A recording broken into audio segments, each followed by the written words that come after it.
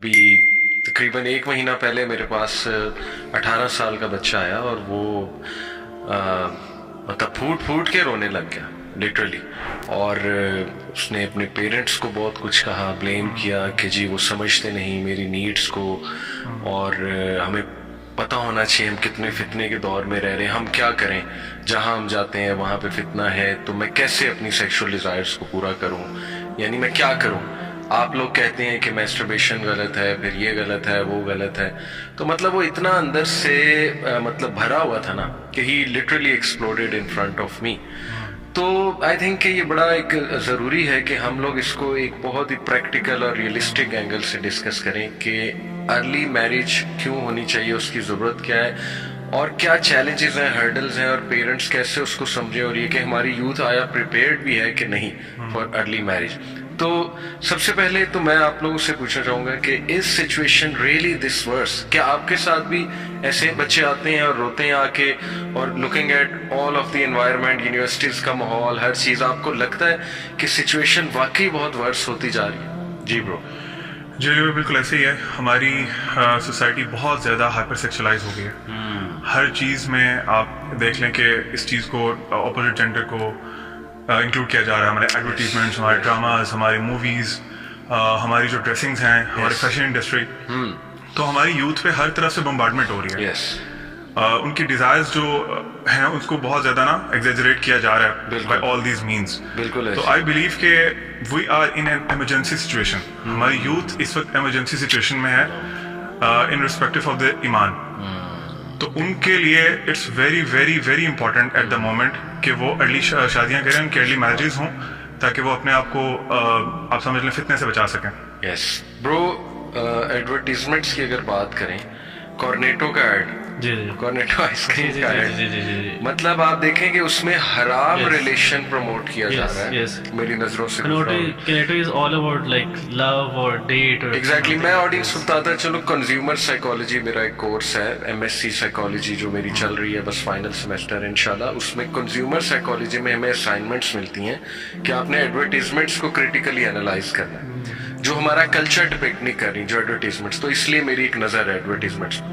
तो देखें, जब आप उस एड में हराम रिलेशनशिप प्रमोट कर रहे हैं तो यूथ क्या समझें।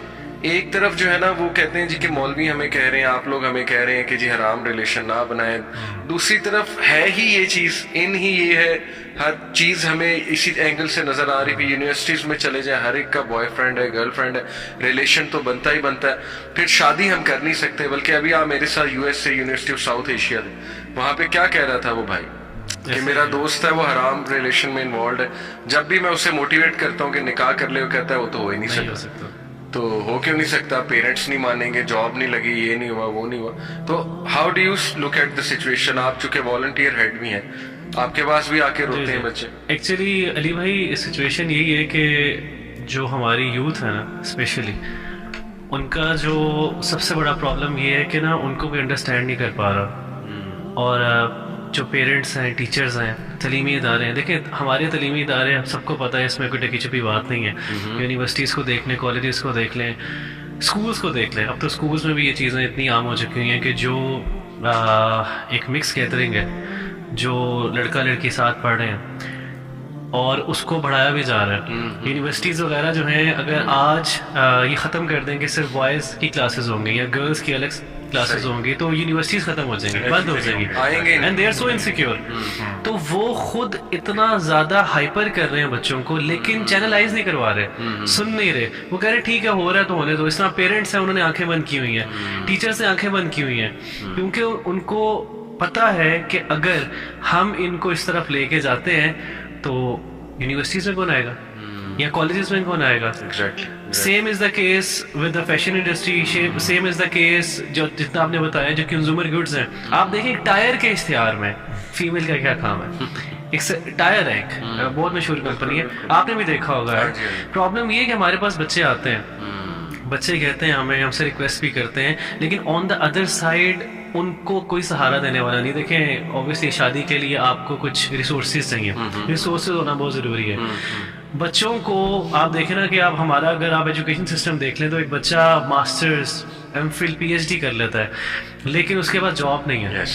उसके पेरेंट्स, ये बहुत बड़ा मसला है। अगर एक बच्चा शादी करना चाहे वो कर सकता है, लेकिन उसके पेरेंट्स उसका तो खर्चा उठा लेंगे, लेकिन अगर जिस लड़की ने घर पे आना है उसने भी 1 रोटी खानी है, 1.5 रोटी खानी है, सॉरी, उसका खर्चा नहीं उठा सकते।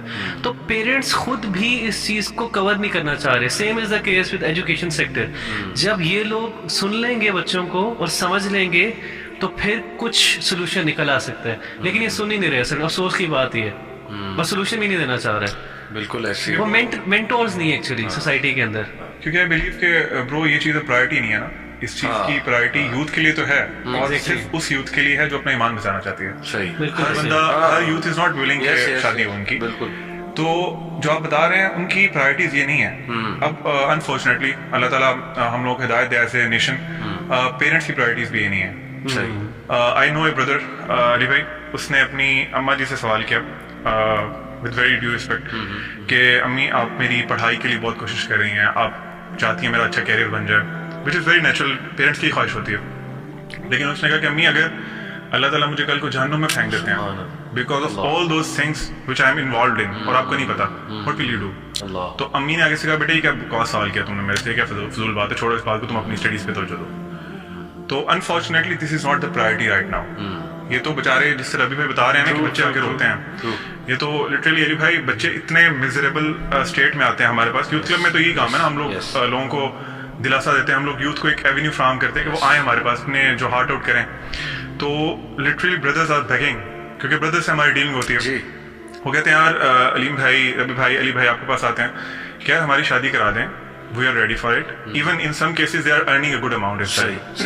But the problem is again that के priority नहीं है, we don't want to look about और अली भाई, एक जो सबसे बड़ा मसला जो सब कॉन्टिनेंट में, और मेरे पास मेरे बड़े करीबी मेरे दोस्त भी हैं, उनका भी एक केस रहा मेरे सामने।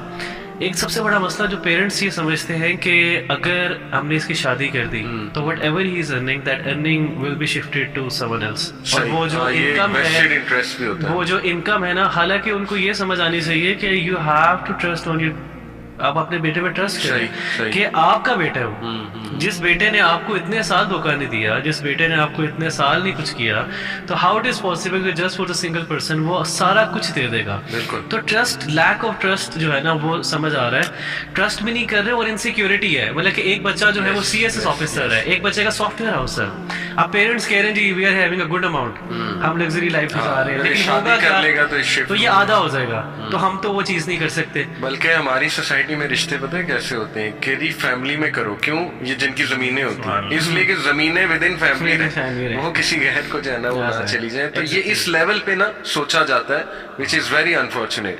हॉस्टलाइट्स जो है ना वो हमारे पास बहुत आते हैं।